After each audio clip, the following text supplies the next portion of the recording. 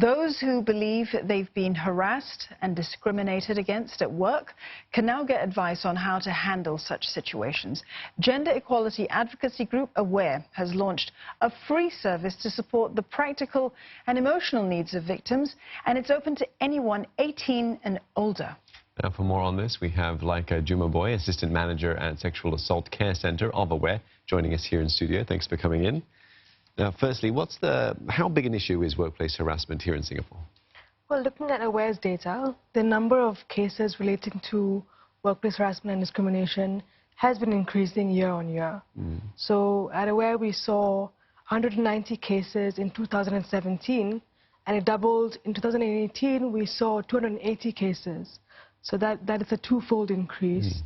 And a lot of the clients that we see, when they come in, they don't know what to do, they feel lost, they feel confused. The fear of being labeled a troublemaker or the fear of losing a job is so very real. Most of these clients, they just want the discrimination or the harassment to stop and for them to be allowed to continue working. And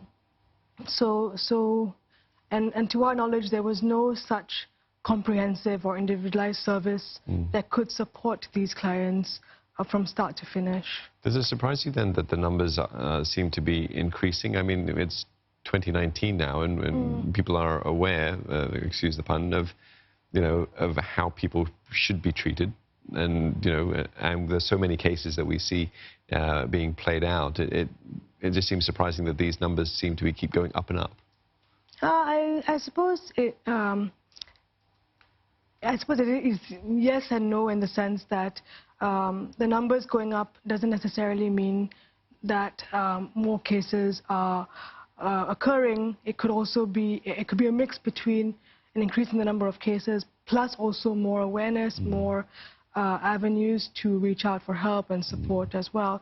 More media coverage on such cases as well, giving people more courage to speak out about the matter. So more people might actually be reporting incidences of harassment and discrimination that they're experiencing. What are the more common forms that we're seeing, Laika? There's quite a range. So discrimination related to maternity matters, related to family responsibilities or caregiving, related to age, gender, disability, the list could go on. Workplace sexual harassment or workplace bullying as well. These are some of the common types of harassment being reported. They can sometimes, some of the challenge with this is that where's the line drawn between perhaps playful jabbing or banter, if you like, and sort of getting to the point of harassment. How should we draw that line? Where is it drawn?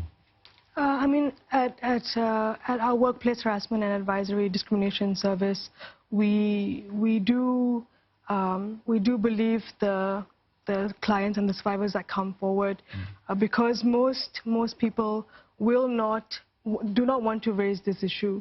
Many of the clients, they keep quiet about it for many years before they speak about it, and they only do when really they cannot tolerate it anymore, or when the harassment or discrimination is continuous, is frequent, is impacting their ability to work professionally in that environment.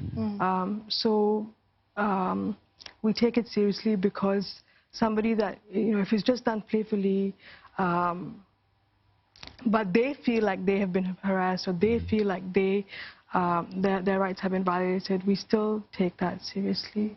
One would imagine that for a person who feels that they're being harassed or discriminated against at work, they must feel terribly alone. But for those that don't come forward to report this, if they don't know that there's support, what psychological sort of impact does that leave? So there's a whole spectrum of psychological ramifications. It is extremely, as you said, it's extremely isolating for someone to experience workplace discrimination or harassment. They often fear that they cannot tell anyone because they may not be believed. If they tell somebody in the workplace, will their job scope be altered, or will they be passed up for promotions? So often they keep it to themselves for a long period of time. There's also the stress of having to manage that while meeting the job expectations that that need to be met. Common psychological impacts could range from stress to anxiety, depression, even post-traumatic stress disorder in the most serious cases. We have to move towards a period when it's safe for people to report what they're experiencing. Laika, thank you very much for coming into the studios to share that with us. We've been speaking there to Laika Jumabhoy. She's Assistant Manager of the Sexual Assault Care Centre at AWARE.